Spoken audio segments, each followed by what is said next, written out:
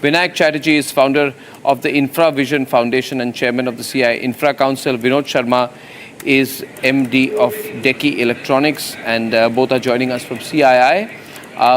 First to you, Vinayak. Vinayak, what do you make of this budget in terms of capex, in terms of, Yes. where it's moved on from last year to now? Is it more or less in the same direction, or what's the directional move you think the government has taken regarding infra and man?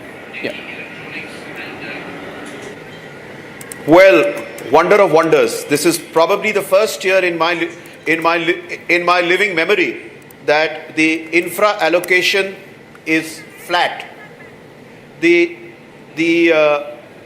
allocation last year was 11.1 lakh crores for infra sector, and the allocation this year is 11.2 lakh crores. So it's practically flat. We have Sorry, three experts. Is there a disturbance at your No, I end can or hear my you end? loud and clear. Yeah. Sorry?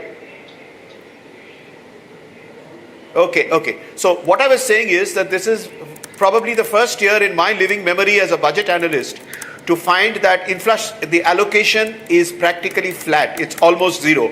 From 11.1 lakh crores last year to 11.2.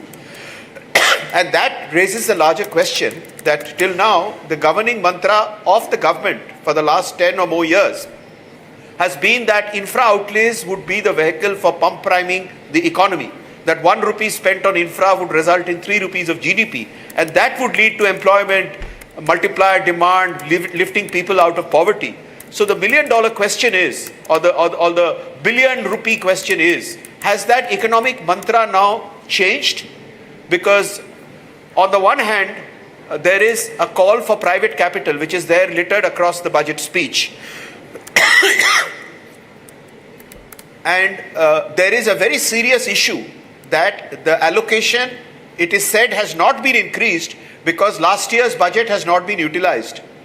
So now that's a very serious challenge facing the country, that if infrastructure and public sector outlays on building the country were supposed to take this country millions out of poverty, then this lack of project execution capacity is probably a very, very difficult challenge that we must now rise to address. You have the money and you haven't spent it. And because you haven't spent it, you're cutting the allocation.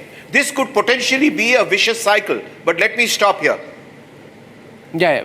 I think you've said it absolutely clearly out there, Vinayak, but I think the government is doing a very fine balancing act out here. If you see the way they are looking at the fiscal deficit target for next year at 4.4%, despite the capex allocation, despite foregoing a significant amount of personal tax collections, I think they are walking a very, very, very, very, very sort of, I would say, fine path on this.